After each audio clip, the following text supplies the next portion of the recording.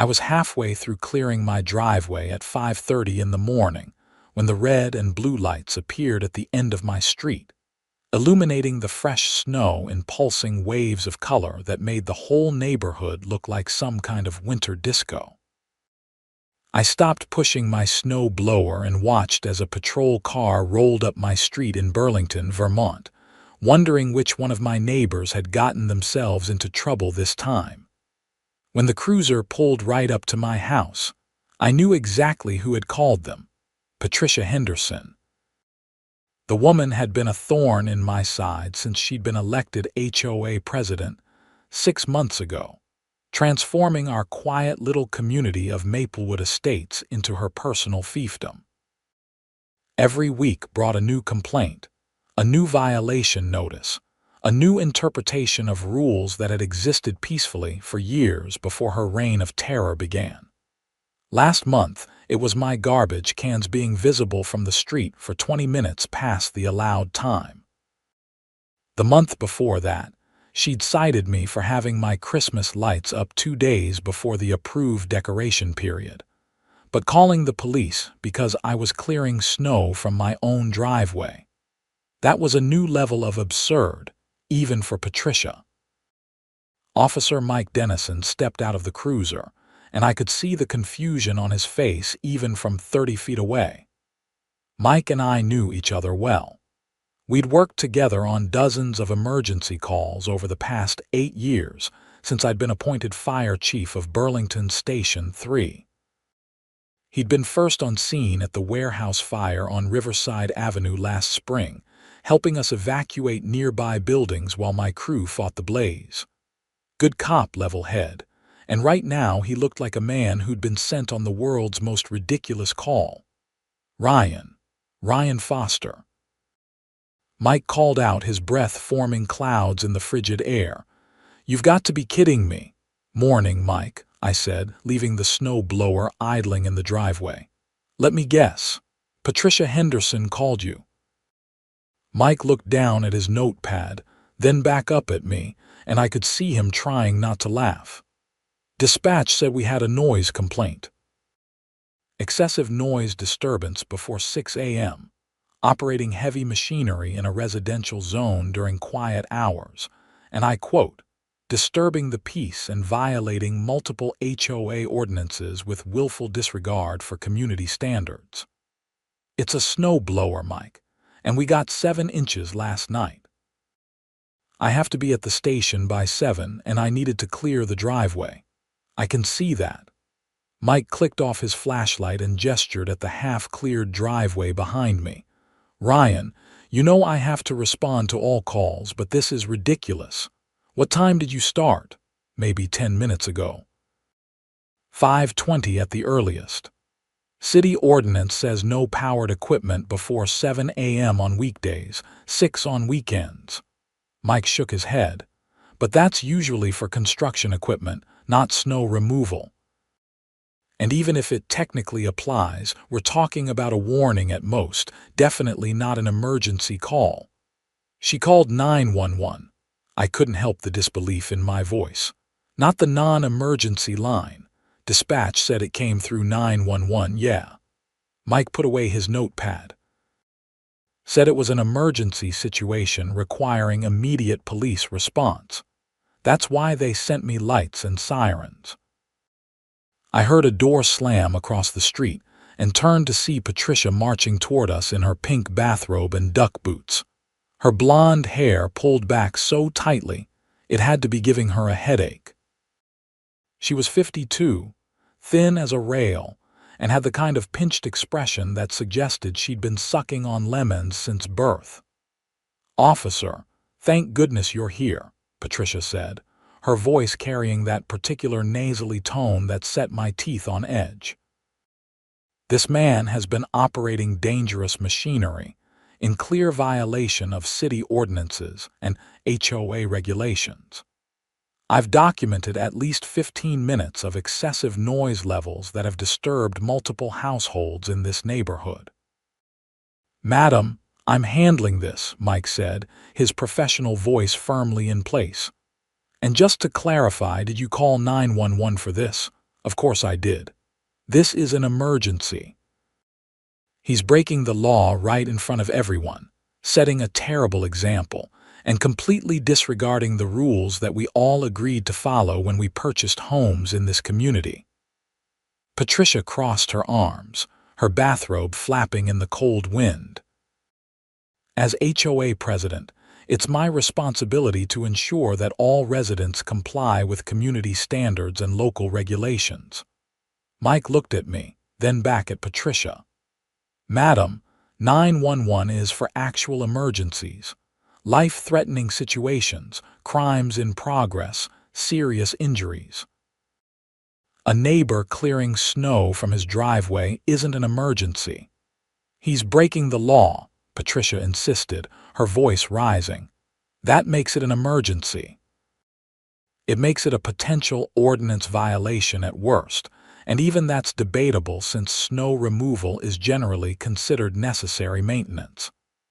Mike was keeping his cool, but I could hear the edge creeping into his voice. Misuse of 911 is actually a crime itself, madam. It ties up emergency resources that might be needed for actual emergencies. Patricia's face flushed red. Are you threatening me, officer? Because I have every right to report violations when I see them. This man thinks he's above the rules just because he has some fancy job title. Well, the HOA covenants apply to everyone equally, and I intend to enforce them. Madam, do you know who this is? Mike gestured at me. I know exactly who he is. Ryan Foster, 428 Maple Drive, constant source of violations and general disregard for community harmony. Patricia pulled out her phone. I have documented 17 separate incidents over the past 6 months where Mr. Foster has violated HOA regulations, and today's incident is simply the latest example of his ongoing pattern of non-compliance. He's fired, Chief Foster, Mike said, and I could hear the satisfaction in his voice. Burlington Fire Department, Station 3. Which means when you called 911, you pulled resources away from actual emergencies. If there'd been a fire, an accident, a medical emergency, response times could have been delayed because dispatch had to deal with your complaint about snow removal. The color drained from Patricia's face, but she recovered quickly. That doesn't give him the right to break the rules. If anything, someone in his position should be setting a better example. I'm clearing my driveway so I can get to work, I said, trying to keep my voice level. Where I'll spend the next 24 hours making sure people in this city don't freeze to death or burn in their homes. 7 inches of snow fell last night, Patricia. People are going to be using space heaters, fireplaces, and candles if they lose power. Kitchen fires spike during winter storms, and you called 911 because you heard my snowblower at 5:30 in the morning. The rules exist for a reason, Patricia said, but her voice had lost some of its conviction. If we let everyone do whatever they want whenever they want, we'll have chaos. Let me explain something, Mike said, pulling out his citation book. Misuse of 911 services is a misdemeanor under Vermont law, Title 13, Section 1026. It carries a fine of up to $500 and potential jail time. Now, I'm not going to cite you this morning because I think you genuinely misunderstood what constitutes an emergency. But if you call 911 again for something like this, there will be consequences. Use the non-emergency line for noise complaints, HOA violations, or anything else that isn't an immediate threat to life or property. Are we clear? Patricia's mouth opened and closed like a fish out of water. I was just trying to enforce the rules. Then send him a violation notice through your HOA, Mike said. File a complaint with the city, but don't call 911. Now, I need to clear this call and get back in service in case there's an actual emergency. Chief Foster, try to wrap up quickly if you can, but legally you're fine. Snow removal is considered necessary maintenance, and the noise ordinance has exceptions for emergency services personnel responding to duty, which could arguably apply here. "Thanks, Mike," I said. "I'll be done in 10 minutes anyway." Mike headed back to his cruiser, and Patricia stood in my driveway, her arms still crossed, her expression hovering somewhere between embarrassed and defiant. "This isn't over," she finally said. "You may have gotten out of the noise violation, but I'm calling an emergency HOA board meeting. Your behavior has been unacceptable for months, and the board will hear about all of it." "Looking forward to it," I said, turning back to my snow blower. "Now, if you'll excuse me, I have a driveway to finish clearing so I can go save lives."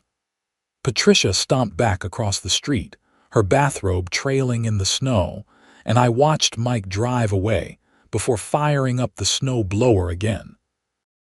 The sun was starting to rise over the mountains, painting the sky in shades of pink and orange, and I pushed the machine down the driveway, clearing the rest of the snow in methodical passes while my mind ran through everything that had happened. This wasn't just about the snow blower. This was Patricia's latest move in a campaign that had been escalating for months. It had started small, like I said, with garbage can timing and Christmas light dates.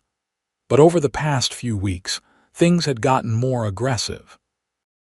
She'd sent me a violation notice for having my work truck parked in the driveway overnight, claiming that commercial vehicles weren't allowed per the HOA covenants, despite the fact that the truck was a standard pickup with the fire department logo on the side, and I'd parked it there for 6 years without complaint. When I'd pointed out that the previous HOA president had confirmed it wasn't considered a commercial vehicle, Patricia had sent me another notice threatening fines. Then there was the fence situation. My back fence needed repair after a storm had knocked down a section last fall. I'd submitted the required HOA approval form for the replacement, matching the exact specifications and color of the existing fence. Patricia had denied it, saying that the fence color was no longer in compliance with updated aesthetic guidelines, and I'd need to replace the entire fence around my property with a new approved color. The cost difference was nearly $3,000.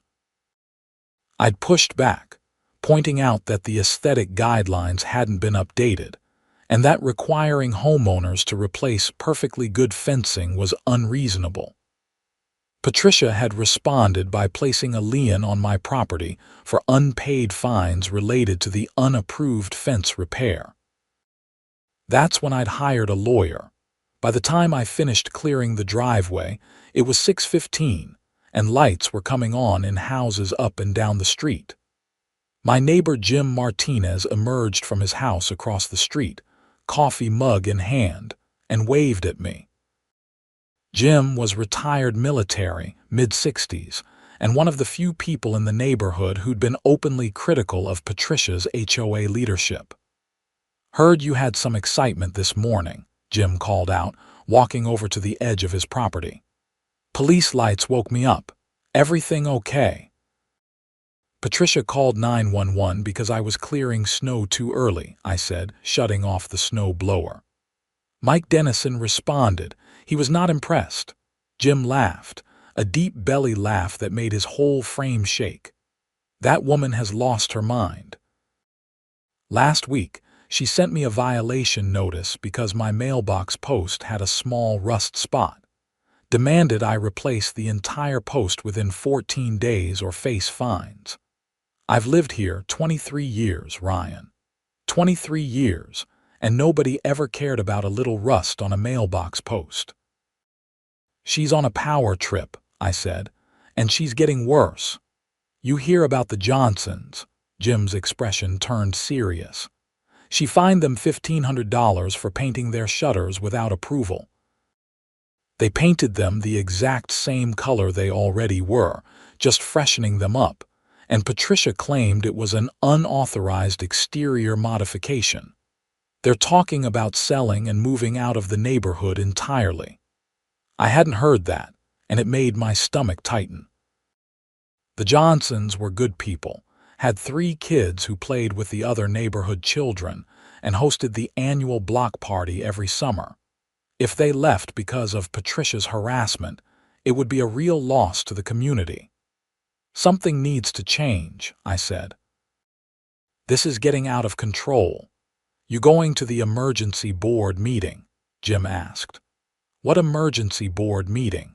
Patricia sent out an email about 30 minutes ago, called an emergency session for tonight at 7 p.m. at the community center. Agenda says it's to discuss multiple ongoing violations and consider escalated enforcement measures. I'm guessing you're the main topic. Great. An ambush meeting with less than 12 hours' notice. That seemed like Patricia's style. I'll be there, I said. Assuming I don't have actual emergencies to deal with at work. Want some backup? Jim asked. Because I'm pretty sure a few other homeowners would love to air their grievances about how Patricia's been running things. Can't hurt, I said. The more people who show up and speak up, the better. Jim nodded. I'll make some calls. See you tonight.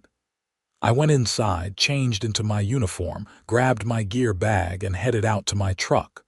The drive to the station took 20 minutes through snow-covered streets, and I spent the time thinking about what I was going to say at the board meeting. Patricia had 3 other board members who theoretically had equal say in HOA decisions, but in practice, she dominated every meeting since taking over as president.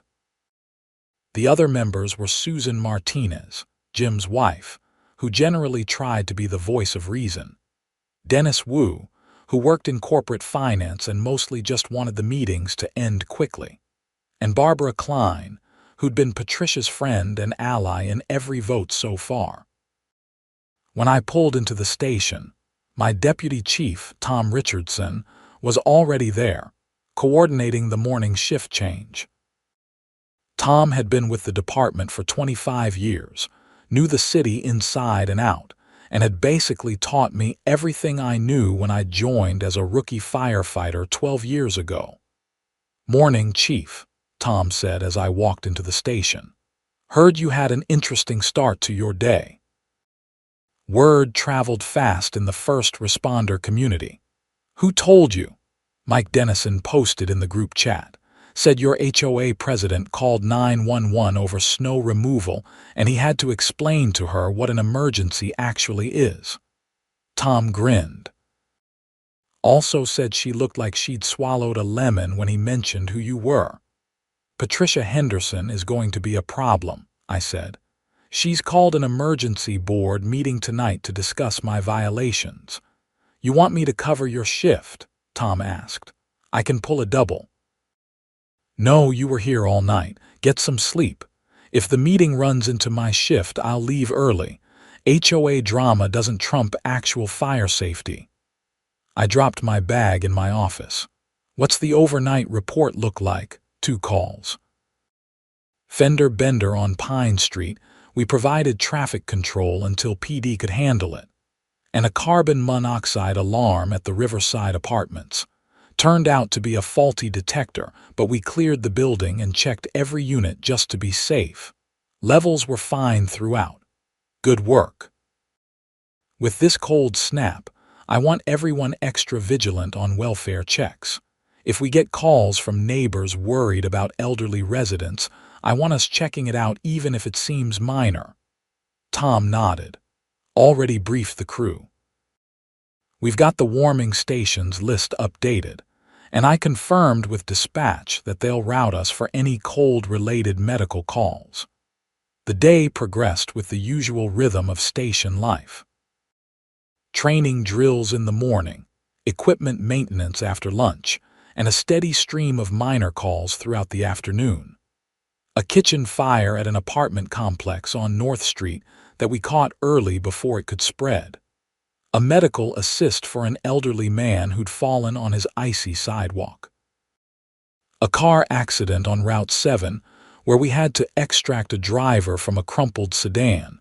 though thankfully her injuries were minor. By 6 p.m., I was exhausted but wired, knowing I had to head to the HOA meeting in an hour. Tom had returned to the station for the evening shift, and I briefed him on everything before changing out of my uniform and heading to the Maplewood Estates Community Center. The community center was a modest building at the entrance to our subdivision, with a meeting room that could hold about 50 people. When I arrived at 6:55, there were already 30 cars in the parking lot. Word had definitely gotten around. I walked inside to find the meeting room packed. Jim Martinez was there with his wife Susan, one of the board members. The Johnsons sat in the front row, looking tired and frustrated. I recognized at least 24 other neighbors, including several I didn't know well but had seen around the neighborhood. Everyone was talking in small clusters, and the energy in the room felt charged, anticipatory. Patricia sat at the head table with the other 3 board members, a stack of papers in front of her and her laptop open. She wore a navy blue blazer and had her hair pulled back in that same severe style. When she saw me enter, her expression hardened, but she didn't say anything. At exactly 7 p.m., Patricia banged a gavel on the table. This emergency meeting of the Maplewood Estates Homeowners Association Board is now called to order. I'm calling roll for board members. Susan Martinez. Present, Susan said from the head table. Dennis Wu. Present, Dennis said, looking uncomfortable. Barbara Klein. Present, Barbara said, smiling at Patricia. And I'm here, so we have a quorum. Patricia shuffled her papers. This emergency meeting has been called to address multiple ongoing violations of HOA covenants and community standards, specifically related to resident Ryan Foster of 428 Maple Drive.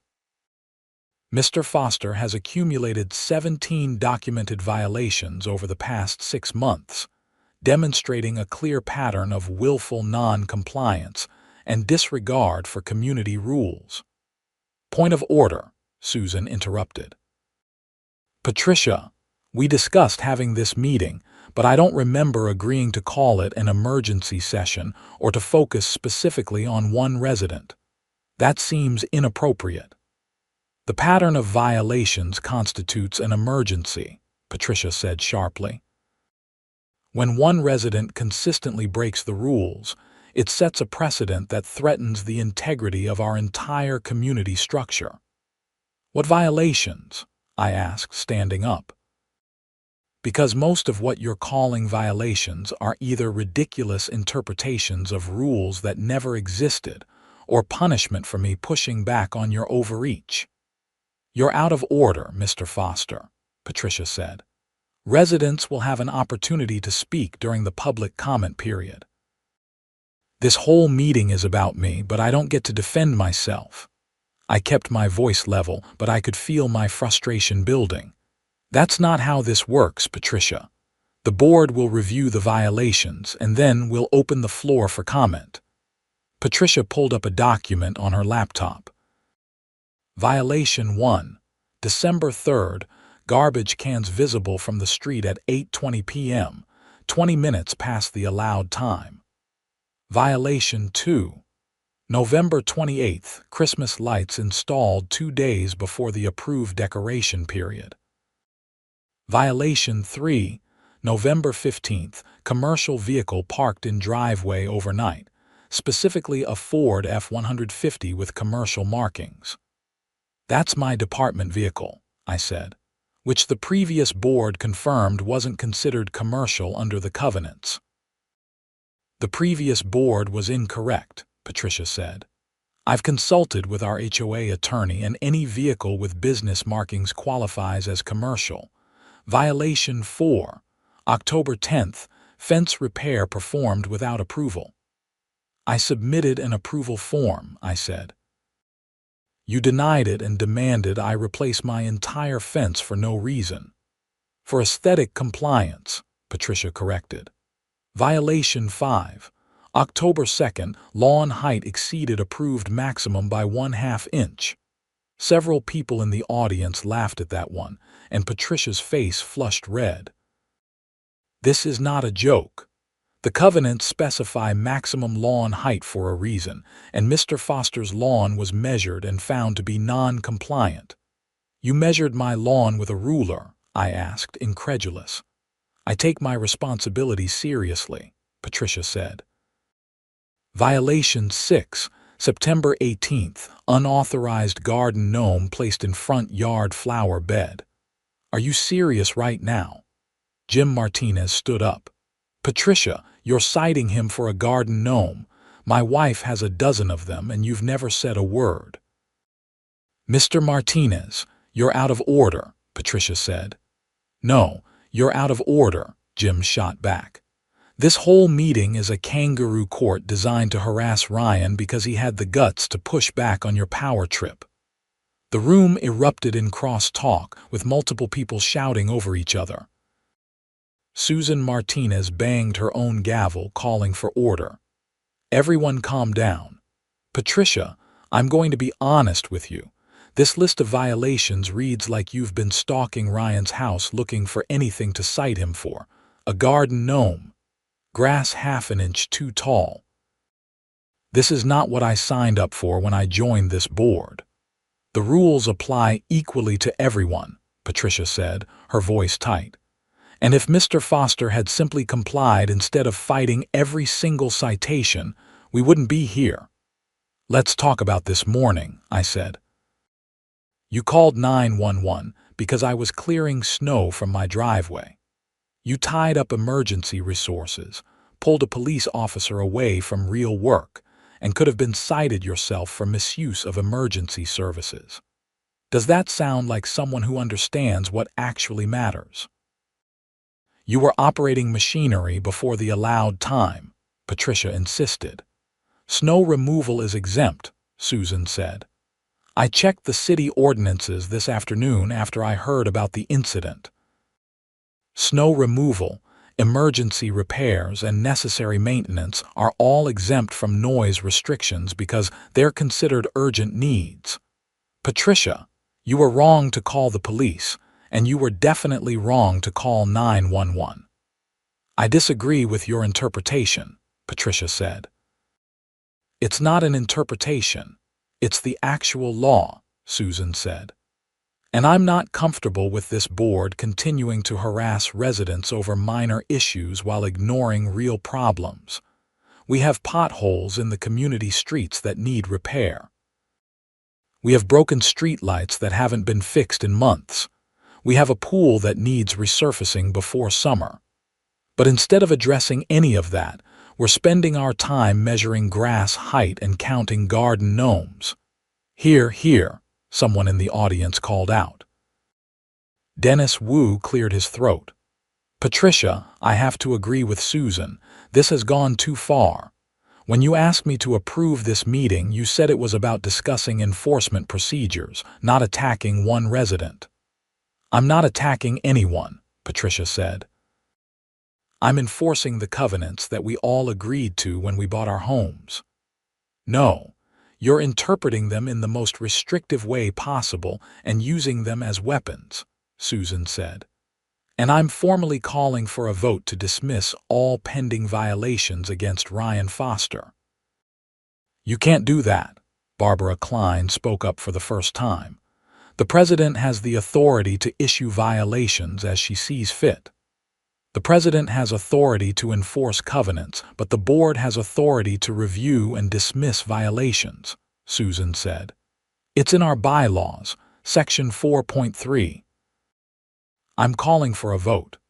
I second the motion, Dennis said immediately. Patricia's face had gone from red to pale. This is highly irregular. So is this whole meeting, Susan said. All in favor of dismissing the violations against Ryan Foster. Susan and Dennis both raised their hands. Barbara kept hers down and Patricia sat rigid, refusing to vote. Motion carries 2-1, Susan said.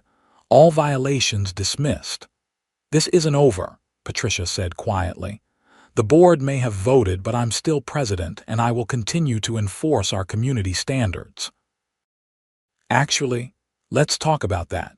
Jim Martinez stood up again. I'm formally petitioning for a special election to recall the current board president and elect new leadership. Our bylaws allow for a recall vote if 15% of homeowners sign a petition. I've already got signatures from 20% of the neighborhood, and I'm prepared to submit them tonight. Jim walked to the front of the room and placed a thick stack of papers on the table in front of Patricia. Her hands shook slightly as she picked up the petition and flipped through the pages. These signatures will need to be verified, Patricia said. I verified them myself, Susan said, taking the petition and reviewing it. These are all legitimate homeowners, and this is more than enough to trigger a recall election. Patricia, per our bylaws, we need to schedule that election within 30 days. I won't be recalled, Patricia said, standing up abruptly. I've done nothing wrong. I've enforced the rules fairly and consistently. You've harassed your neighbors and abused your authority, Jim said, and it's time for you to go. Patricia gathered her papers, shoved them into her briefcase, and walked out of the meeting room without another word. Barbara Klein followed her, shooting dark looks at the rest of the board and the assembled homeowners. The room fell silent for a moment after they left, and then Susan spoke up. Well, that was dramatic, but we still have HOA business to conduct. I'm calling this meeting back to order under my authority as senior board member present. First order of business. We need to schedule the recall election and potentially a full board election if others want to run.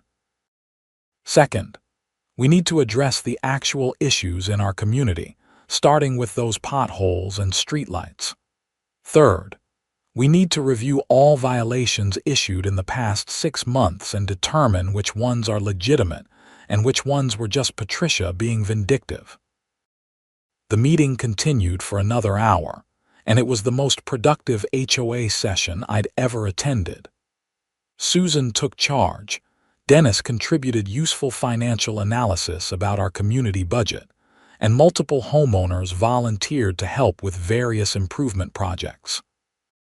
By the time we adjourned at 9 p.m., there was a sense of relief in the room, like we'd all been holding our breath for months and could finally exhale.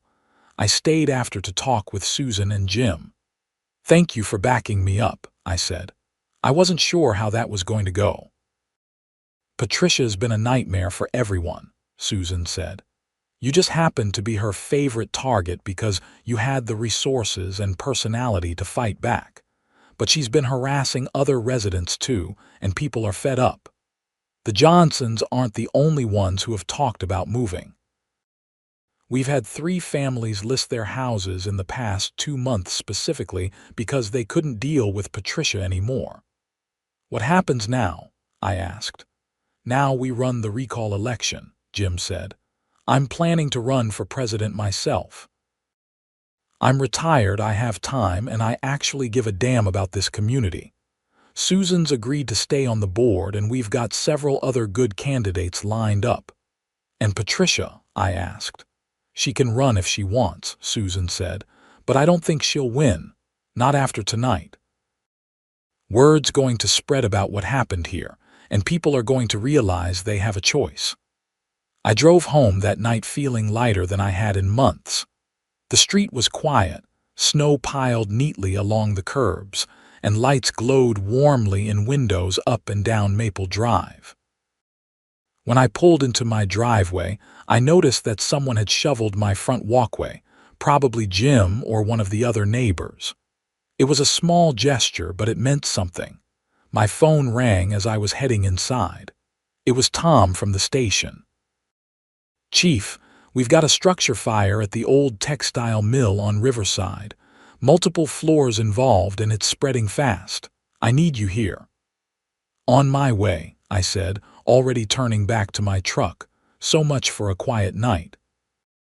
The fire at the textile mill turned into a 3-alarm blaze that kept us working until 4 in the morning. The building was abandoned and scheduled for demolition anyway, but it was close enough to occupied structures that we had to go fully defensive, pouring water on the adjacent buildings to keep the fire from spreading while we let the mill burn itself out. By the time we cleared the scene, I was exhausted, covered in soot and running on pure adrenaline. I went back to the station, filed my reports, briefed Tom on everything, and finally headed home at 6 a.m. The sun was rising again, painting the sky in those same pink and orange shades, and I thought about how much had changed in just 24 hours. When I turned onto Maple Drive, I saw something that made me hit the brakes. Patricia's car was parked in front of my house, and she was standing in my driveway, phone in hand, taking pictures of my truck. I pulled up next to her, rolled down my window, and said, "What are you doing, Patricia?" She jumped, clearly not expecting me. "Documenting violations." "Your truck is parked in the driveway, which violates the commercial vehicle restriction." "The board dismissed all my violations last night," I said. "You were there." "The board overstepped its authority," Patricia said. "I'm still president and I'm still enforcing the rules." "Patricia, you need to let this go," I said, trying to keep my voice calm despite my exhaustion. "You're going to lose the recall election. You've lost the support of the community. It's over." "It's not over until I say it's over," Patricia said, her voice rising to that familiar nasally pitch. "You think you can just ignore the rules because you're fire chief. You think your job makes you special. Well, it doesn't. The covenants apply to everyone, and I will not let this neighborhood fall into chaos because people like you think you're above the law." "I'm not above the law," I said. "But you're not the law, Patricia. You're the president of a homeowners association, and you've been abusing that position to harass people." "I want you out of this neighborhood," Patricia said, and there was real venom in her voice now. "You're a cancer here, undermining everything I've worked to build. If you won't leave voluntarily, I'll make your life so miserable that you'll have no choice." "Are you threatening me?" I asked. "I'm promising you," Patricia said. "This is my neighborhood and I decide who belongs here." She got in her car and drove away, leaving me standing in my driveway at 6 in the morning, covered in soot from fighting a fire all night, wondering what the hell I was supposed to do about a HOA president who'd clearly lost touch with reality. I went inside, showered, and collapsed into bed, but sleep didn't come easily. My mind kept running through scenarios, trying to figure out what Patricia's next move would be. The recall election was scheduled for 3 weeks from now, assuming we could get everything organized. That was 3 weeks where Patricia would still have presidential authority, still have the ability to issue violations and fines, still have access to all the HOA's resources. What could she do in 3 weeks? I found out 2 days later.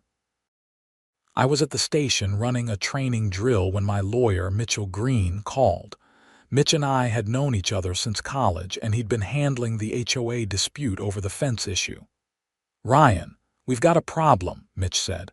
"The HOA just filed a lawsuit against you." "What?" I said. "For what?" "Breach of covenant, failure to pay fines, and willful destruction of community property values," Mitch said. "They're seeking $15,000 in damages plus attorney fees and a court order requiring you to comply with all HOA directives or face contempt charges." "The board dismissed all my violations," I said. "According to the lawsuit, Patricia's claiming the board vote was invalid because it wasn't properly noticed in the meeting agenda. She's also claiming that, as president, she has unilateral authority to pursue legal action on behalf of the HOA without board approval." "Can she do that?" I asked. "Probably not, but she's doing it anyway," Mitch said. "We'll need to file a response, and you should probably notify the other board members about this. If Patricia's filing lawsuits without board authorization, that's a serious overstep of her authority. I thanked Mitch and immediately called Susan Martinez. She was as shocked as I was. She can't file a lawsuit without board approval, Susan said. That's explicitly stated in our bylaws. Any legal action requires a majority vote. Well, she did it anyway, I said. What can we do? I'm calling an emergency board meeting, Susan said.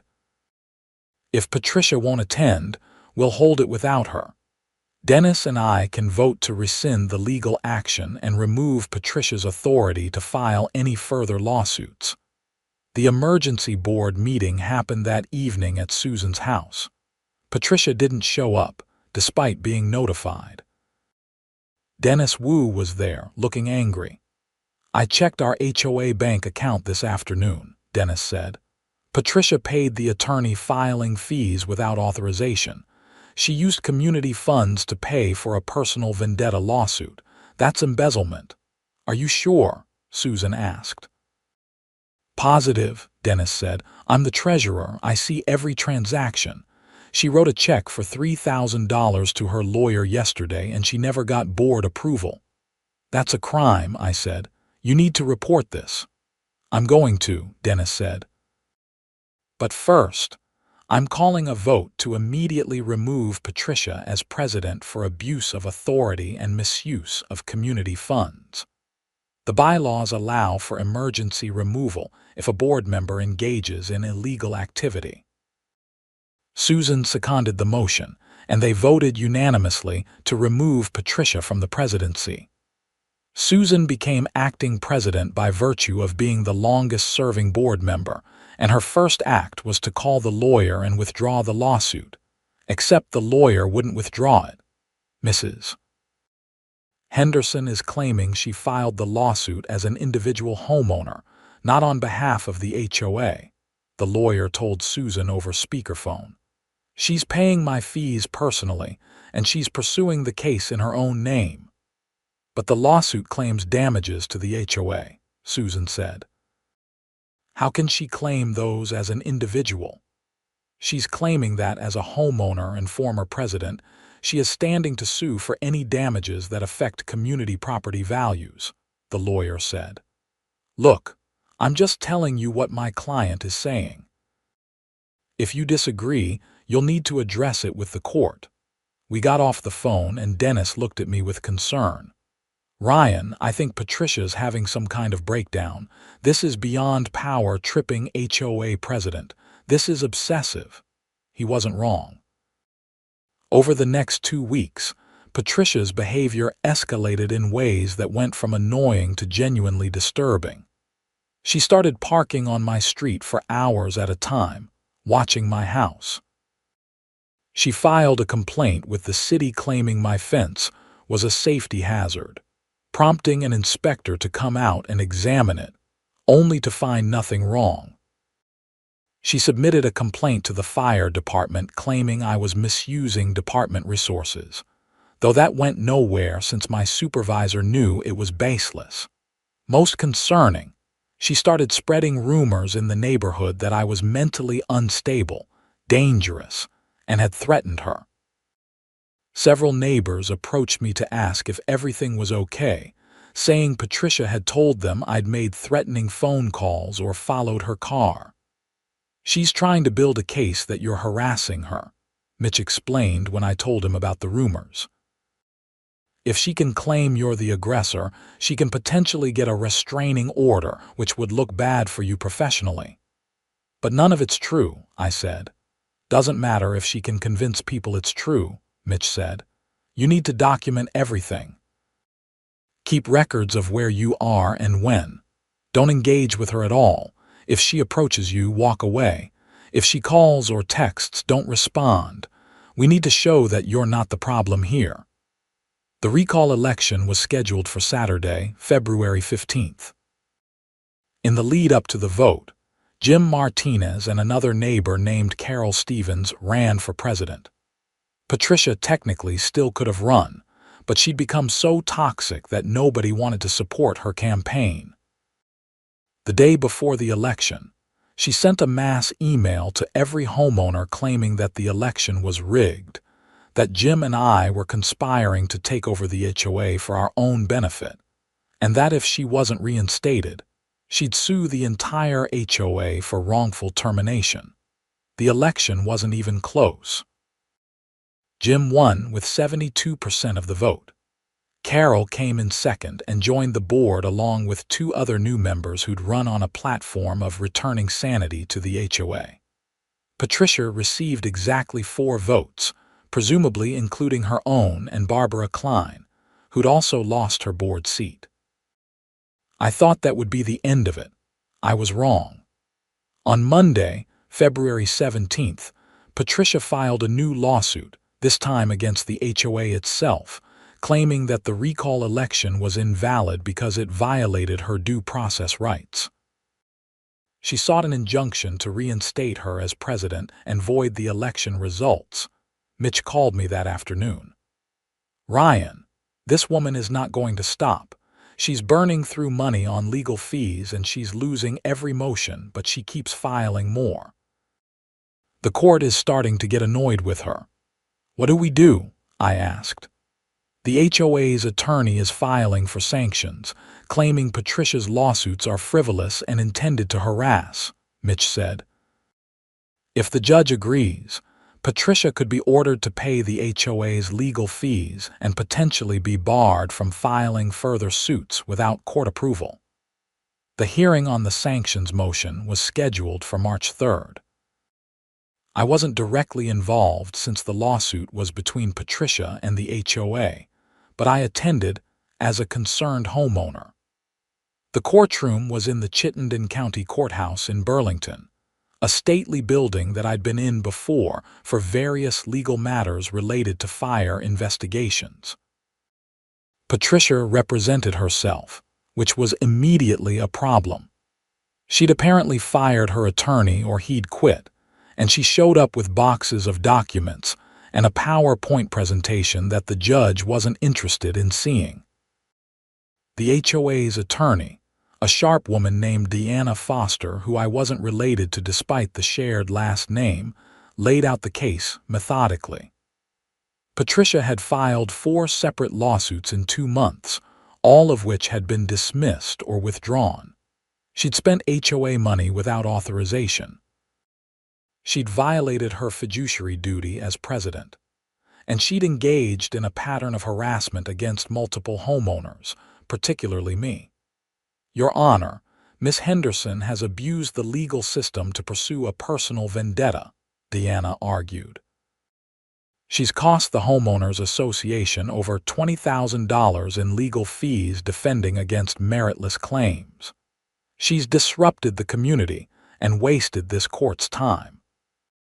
We're asking for sanctions, attorney fee reimbursement, and a pre-filing order requiring her to get court approval before filing any future lawsuits related to the HOA." Patricia's response was rambling and emotional. She claimed she was the victim of a conspiracy, that Jim and I had orchestrated her removal because we wanted to control the HOA, and that the entire recall election was fraudulent. She presented no evidence for any of these claims, just passionate assertions and printouts of emails that didn't actually support her arguments. The judge, a patient woman in her 60s named Judge Sandra Wright, listened to everything and then made her ruling. "Miss Henderson, I've reviewed all the filings in this matter, and I'm troubled by what I see. You've filed multiple lawsuits that appear to be based on personal grievances rather than legitimate legal claims. You've ignored adverse rulings and continued to pursue the same arguments in different forms. This is the definition of vexatious litigation." "Your Honor, I'm just trying to protect my community," Patricia said. "By suing your community," Judge Wright said, "Miss Henderson, the community has spoken. They voted you out of office by a significant margin. You're entitled to your opinion about whether that was fair, but you're not entitled to abuse the court system to overturn an election that didn't go your way. I'm granting the HOA's motion for sanctions. You're ordered to pay the association's legal fees in the amount of $22,500. Additionally, I'm imposing a pre-filing order. You may not file any lawsuit related to the Maplewood Estates HOA, any board member, or any homeowner without first obtaining permission from this court. Do you understand? Patricia's face had gone white. Your Honor, that's not fair. I can't afford $22,000. You should have considered that before filing frivolous lawsuits, Judge Wright said. If you can't pay immediately, we'll arrange a payment plan, but the order stands. This matter is closed. I thought that was finally the end. Patricia would have to pay the legal fees. She'd been stripped of any remaining authority, and the court had essentially told her to stop. But 3 days after the hearing, things took a turn that nobody saw coming. I was at home on an afternoon off when I heard shouting outside. I looked out my front window to see Patricia standing in the middle of Maple Drive, yelling at passing cars. She was wearing the same pink bathrobe she'd worn the morning of the snow removal incident, and she appeared to be holding something in her hand. I grabbed my phone and called Jim, who lived across the street. Jim, Patricia's outside and she's acting erratic. Can you see her from your place? Yeah, I'm watching her right now, Jim said. Ryan, I think she has a gas can. I think she's pouring gasoline in the street. My blood ran cold. Call 911 right now. Tell them we have a potentially dangerous situation with someone who may be mentally disturbed. I'm going out there. Ryan, don't, Jim said. Wait for police. I'm fire chief, I said. If she's got gasoline, this is my emergency. I grabbed my radio from my duty bag and called dispatch directly as I headed outside. Dispatch, this is Chief Foster. I've got a potential hazmat situation at the corner of Maple Drive and Cedar Street in Maplewood Estates. Civilian with gasoline. Behavior suggests possible mental health crisis. Request police and fire response. Copy, Chief. Units are en route. I approached Patricia slowly, staying about 30 feet away. She was indeed pouring gasoline from a red container, making a pattern in the snow and slush of the street. When she saw me, she stopped pouring and stared at me with an expression that was equal parts rage and desperation. Patricia, put down the gas can, I said, keeping my voice calm and level. Whatever you're thinking about doing, this isn't the answer. You destroyed my life, Patricia said, her voice cracking. I worked so hard to make this neighborhood perfect. I had rules and standards and everyone followed them. And then you came along and turned everyone against me. The lawsuits, the legal fees, the judge humiliating me in court. It's all your fault. Patricia, I didn't do any of that to you, I said. You made choices that led to consequences, but this doesn't have to get worse. Put down the gas can and we can talk. There's nothing to talk about, Patricia said. She pulled something out of her bathrobe pocket and I saw a flash of yellow. A lighter. Patricia, don't, I said, and I could hear sirens in the distance now, getting closer. If you light that gasoline, you're going to hurt yourself and possibly others. Is that really what you want? I want you gone, Patricia said. I want you out of this neighborhood. If I can't have my perfect community, then nobody should have it. She flicked the lighter, and I saw the flame spark to life. Everything that happened next occurred in seconds, but it felt like slow motion. Patricia touched the flame to the gasoline-soaked pavement. The fire ignited with a whoosh, flames racing along the pattern she'd poured. But she'd splashed gasoline on herself too, and her bathrobe caught fire. I ran toward her as she screamed, yanking off my jacket as I moved. I tackled her to the ground and wrapped my jacket around her, smothering the flames on her clothing. She fought me, still screaming, and I could feel the heat from the burning pavement nearby. Jim appeared with a fire extinguisher from his garage and sprayed down the pavement fire. Other neighbors emerged with more extinguishers, and by the time the fire trucks arrived 2 minutes later, we'd contained the immediate fire, though smoke still rose from scorched asphalt. 2 police cruisers and an ambulance pulled up simultaneously. Mike Dennison was first out, and he took in the scene with wide eyes. "Chief, are you okay?" "I'm fine," I said, still holding Patricia on the ground. She'd stopped fighting and was crying now, great heaving sobs. "She needs medical attention, possible burns, definitely mental health evaluation." The paramedics took over, checking Patricia for injuries while Mike handcuffed her. "Patricia Henderson, you're under arrest for arson, reckless endangerment, and assault with a deadly weapon," Mike said, reading her rights. My crew from Station 3 arrived, and Tom Richardson immediately started directing operations. "Chief, let us handle the scene. You need to be checked out." "I'm fine, Tom," I said, but my hands were shaking now that the adrenaline was fading. "That's an order from your deputy chief," Tom said with a slight grin. "Go sit in the ambulance and let the medics check you over. I've got this." I complied, letting another set of paramedics examine me for burns and smoke inhalation. I was fine, just some minor singes on my jacket and redness on my hands where I'd touched the flames, nothing that wouldn't heal in a few days. Mike came over after Patricia had been loaded into the ambulance.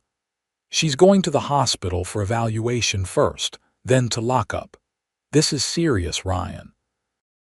Arson, even attempted arson, is a felony, and doing it in a residential area with intent to harm, that's aggravated arson. She's looking at years in prison." "She needs psychiatric help," I said. "This wasn't just anger, she had a break."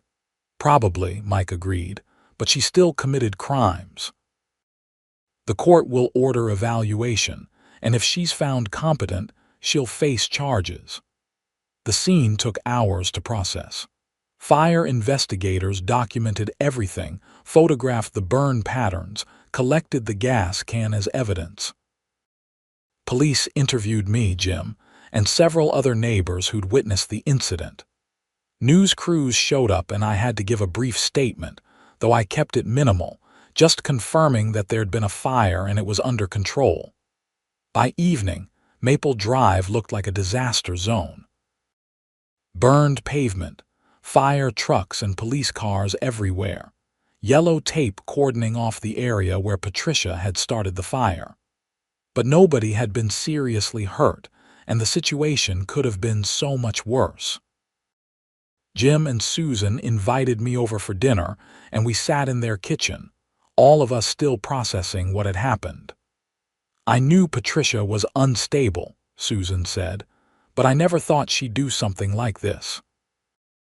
"Mental health issues can escalate quickly, especially when someone's under stress," I said. "She lost her position, lost the respect of the community, got hit with a huge legal judgment. Some people snap under that kind of pressure." "You saved her life," Jim said. "If you hadn't tackled her and put out the fire on her clothes, she could have died."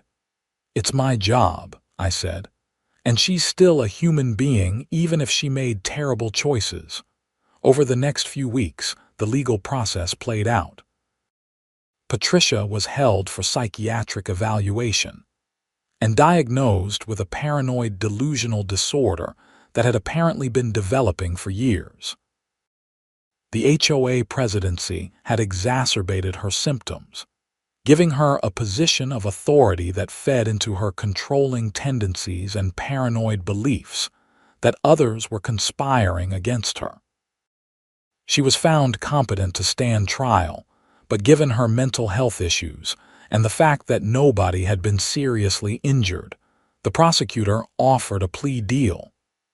Patricia pleaded guilty to attempted arson and reckless endangerment. She was sentenced to 3 years in prison, suspended with 5 years probation, mandatory psychiatric treatment, and restitution to the HOA for the damage she'd caused to the street. Part of her probation terms included a restraining order keeping her at least 500 yards away from Maplewood Estates and any of the homeowners who'd been involved in the recall election. She had to sell her house and move out of the neighborhood within 60 days. I felt bad for her, honestly. Patricia had let her need for control consume her life, and it had cost her everything. But I also felt relief that it was over, that the neighborhood could move forward. Jim did an excellent job as the new HOA president. He immediately revised the enforcement procedures to focus on actual issues that affected property values and community safety, rather than nitpicky rules about grass height and garden gnomes. He organized neighborhood workdays to fix the potholes and streetlights. He renegotiated the pool resurfacing contract and saved the HOA $15,000. Within 6 months, Maplewood Estates felt like a completely different place. People were friendlier, more engaged, actually happy to live there. The Johnsons decided not to sell after all.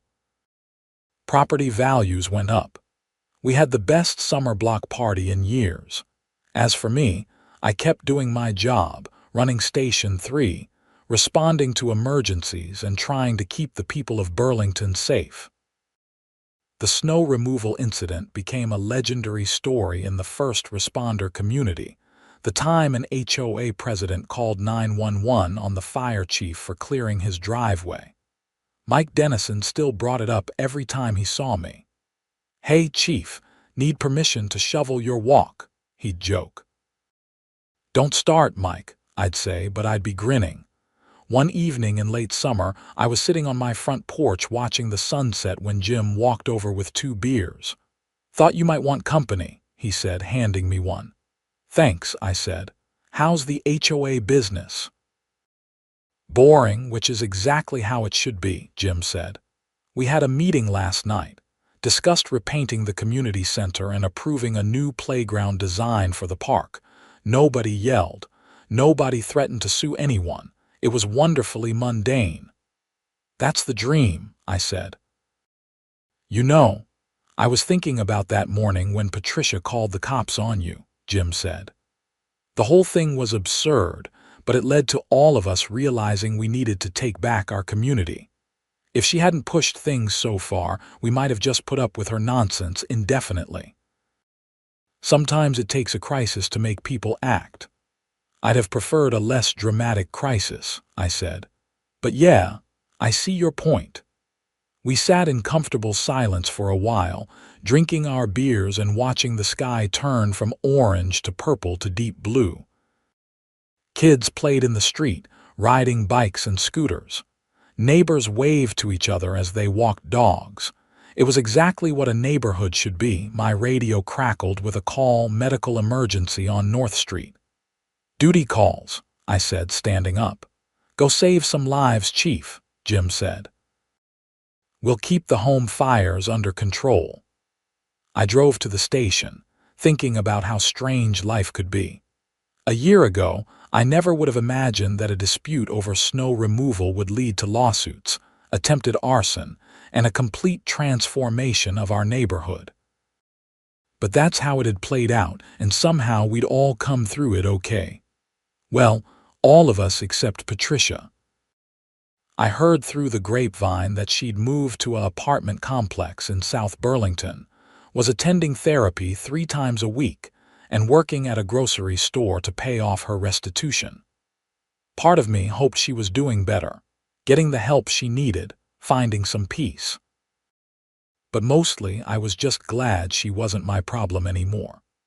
The call on North Street turned out to be a false alarm. An elderly woman who'd thought she was having a heart attack, but was actually experiencing severe indigestion. We checked her vital signs, confirmed she was stable, and recommended she follow up with her doctor.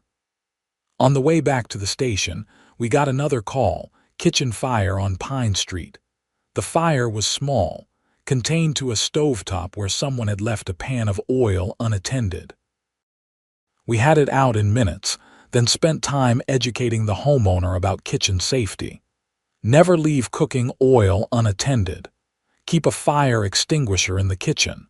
Know how to use your fire extinguisher. The basics that could save lives.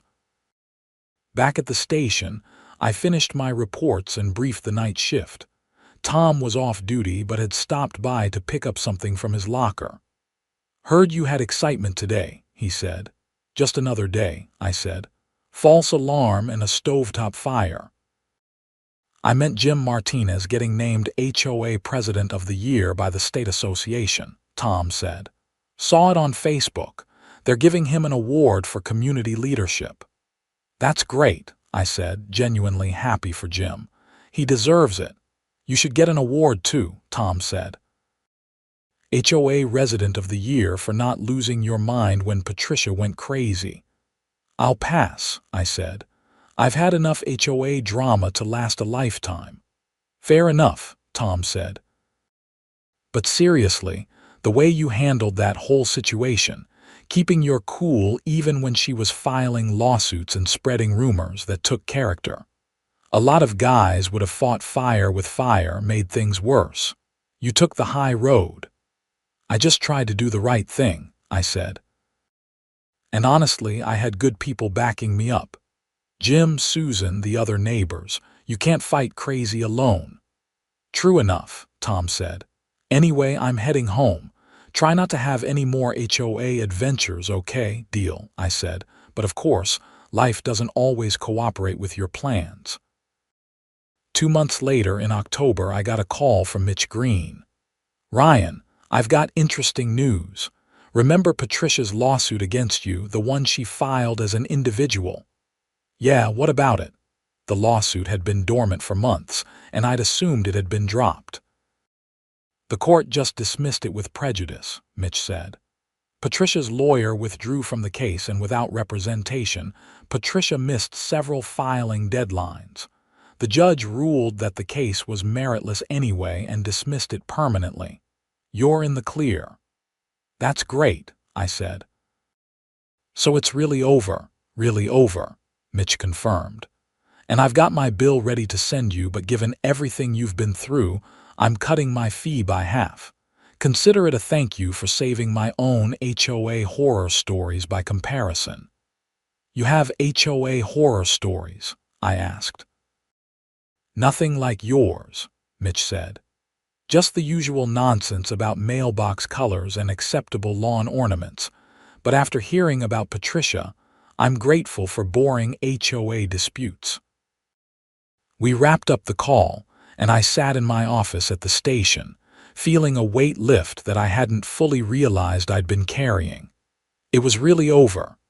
No more lawsuits, no more threats, no more wondering when the next shoe would drop. That evening, the neighborhood held its annual Halloween party at the community center. Jim had organized a haunted house for the kids, a costume contest, and a chili cook-off for the adults. I went as a firefighter, which Susan Martinez said was cheating since it was my actual job.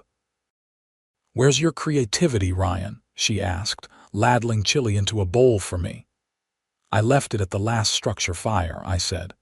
"Besides, kids love meeting real firefighters," she laughed. "Fair point.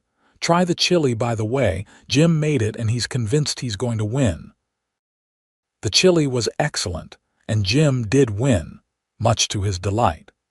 Kids ran around in costumes, from superheroes to princesses to elaborate handmade creations that must have taken weeks to build. Parents chatted and laughed, enjoying the mild October evening. At one point, I found myself standing with a group of neighbors, including the Johnsons, talking about how different things felt compared to a year ago. "Remember when Patricia tried to ban Halloween decorations because she said they lowered property values?" Mrs. Johnson said. "She sent me a violation notice because I had a plastic skeleton on my porch. She tried to fine me for giving out full-size candy bars," another neighbor added. said it encouraged loitering. We all laughed, but there was an edge to it, the laughter of people who'd survived something difficult and could finally see the humor in it. "You know what the crazy thing is," Jim said. "Patricia thought she was protecting the neighborhood, making it better. In her mind, she was the hero, and we were the villains trying to destroy everything she'd built. That's what happens when someone loses perspective," I said. "When rules become more important than the people they're supposed to serve." "Well, here's to having our perspective back," Jim raised his cup of cider, "and to having a fire chief who knows when to fight and when to let the system work." We toasted, and I felt grateful for these people, this community, this life I'd built in Burlington. It wasn't perfect, and there would always be challenges, but we'd proven we could face them together. The party wound down around 9 p.m. Families headed home, kids clutching bags of candy and prizes from the costume contest. I helped Jim and a few others clean up, breaking down tables and taking out trash. "Thanks for everything, Ryan," Jim said as we were folding the last table. "Not just tonight, but the whole Patricia situation. You could have moved, sold your house, and left us to deal with her." "A lot of people would have." "This is my home," I said simply. "You don't abandon your home because one person makes it difficult. You fight for it." "Spoken like a true firefighter," Jim said. I drove home through quiet streets, decorated with carved pumpkins and autumn wreaths.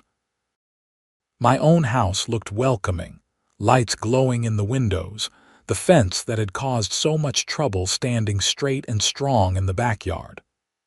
I'd lived here for 8 years, and I planned to live here for many more. The next morning, I was back at the station for my shift. We had a car accident on Route 7, a medical assist for a diabetic emergency, and a false alarm at an elementary school where a kid had pulled the fire alarm on a dare. Standard day in the life of a fire department. During lunch, Tom brought up the Patricia situation again. "You know, I've been thinking about that whole mess," he said.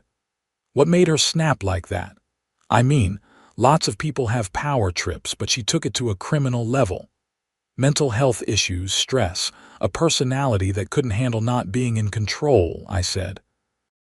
"The psychiatrists who evaluated her said she had underlying issues that got worse over time. The HOA presidency just gave her a platform to act out her paranoid tendencies." "It's sad, really," Tom said.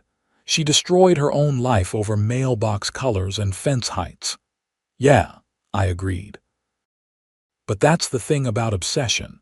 It doesn't matter how trivial something seems from the outside. To the person obsessing, it's life and death.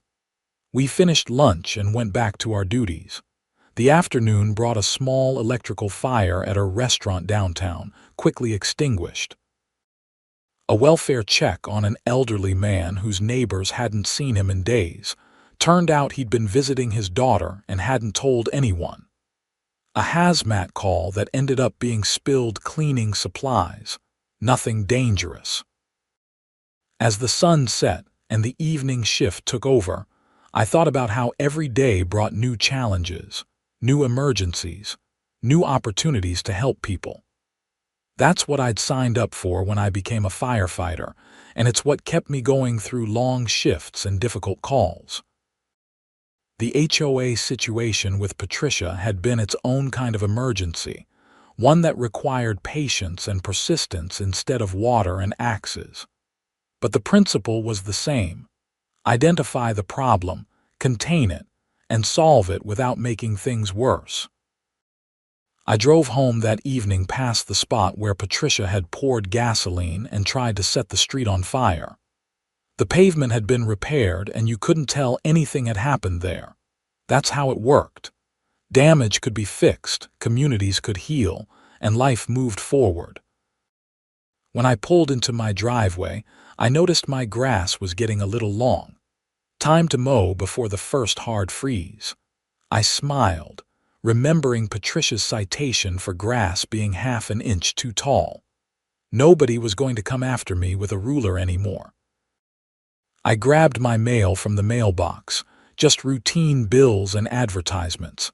But at the bottom of the stack was an official-looking envelope from the HOA. My stomach tightened for a moment before I reminded myself that Jim was president now, not Patricia. I opened it to find a letter on HOA letterhead.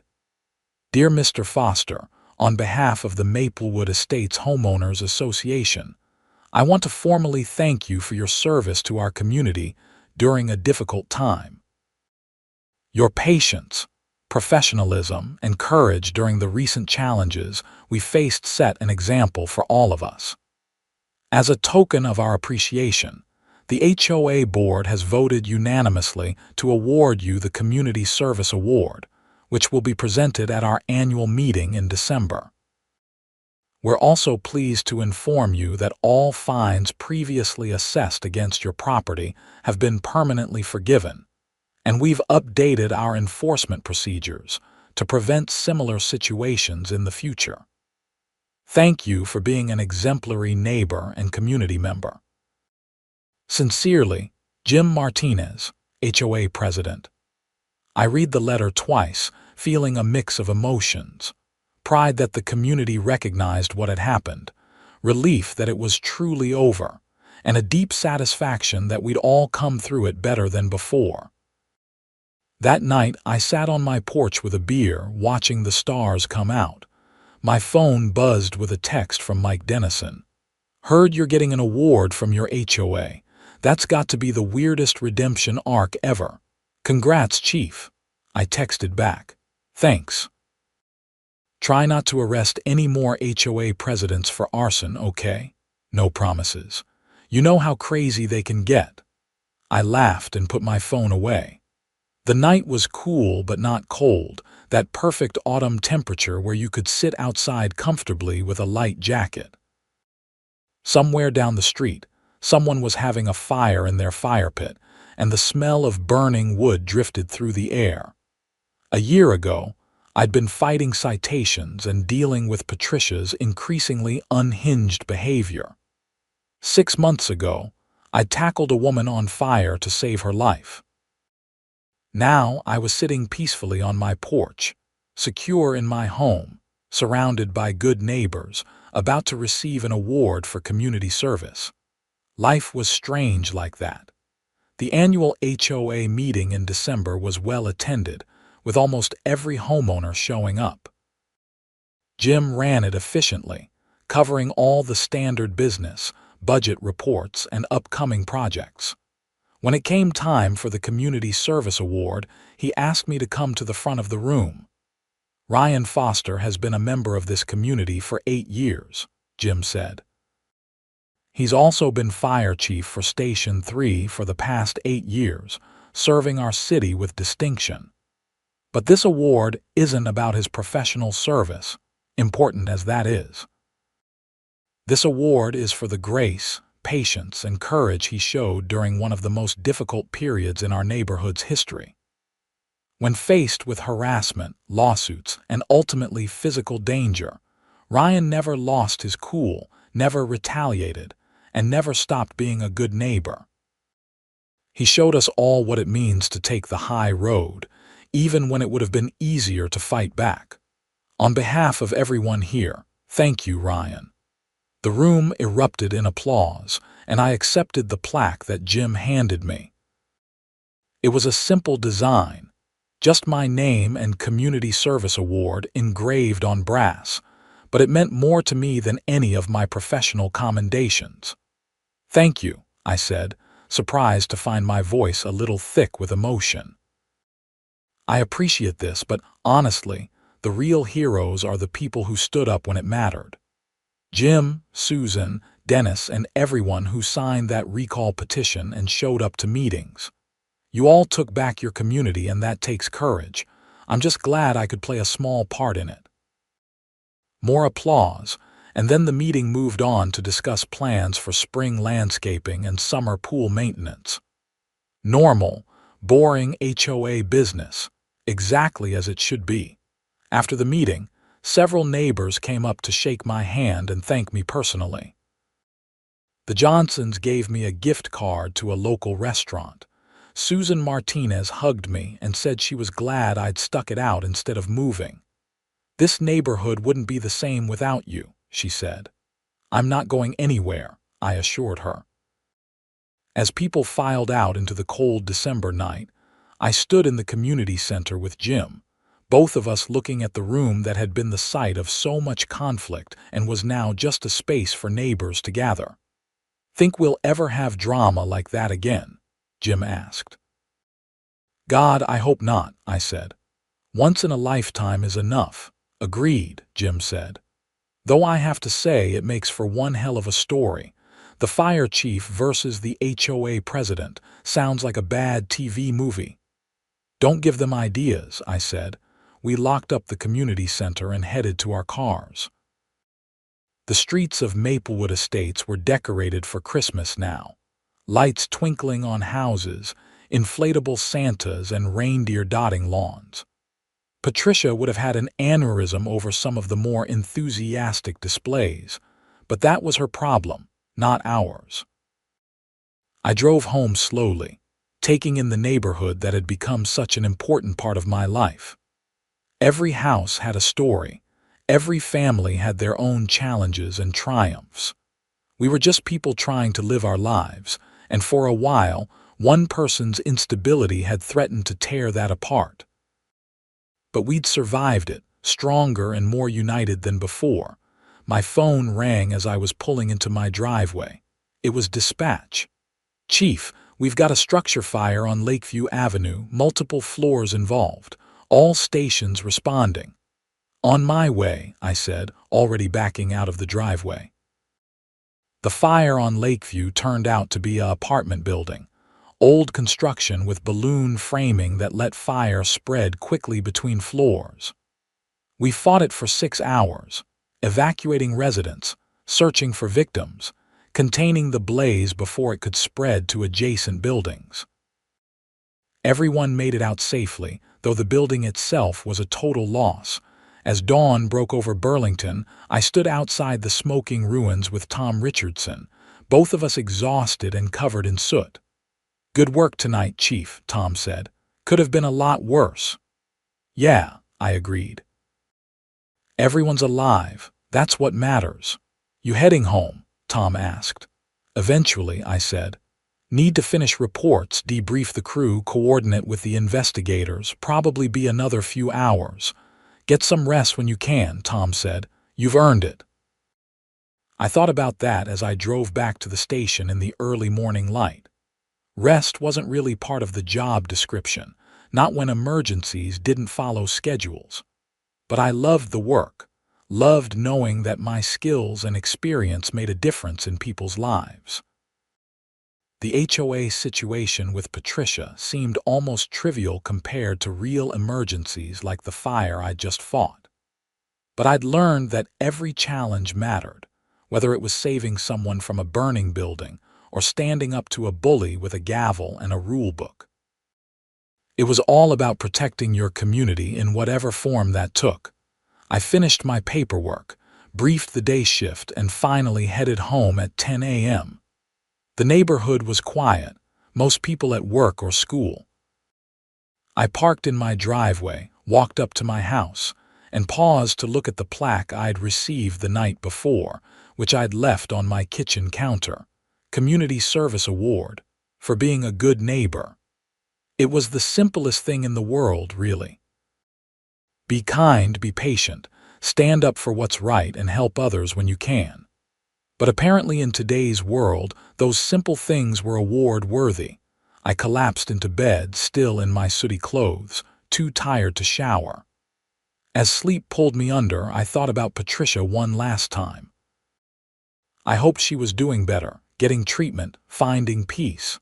I didn't hate her despite everything she'd done. I mostly just felt sorry for her, for the prison she'd built in her own mind. But that was her journey to make. Mine was here, in this house, in this neighborhood, in this city I'd sworn to protect. And I wasn't going anywhere.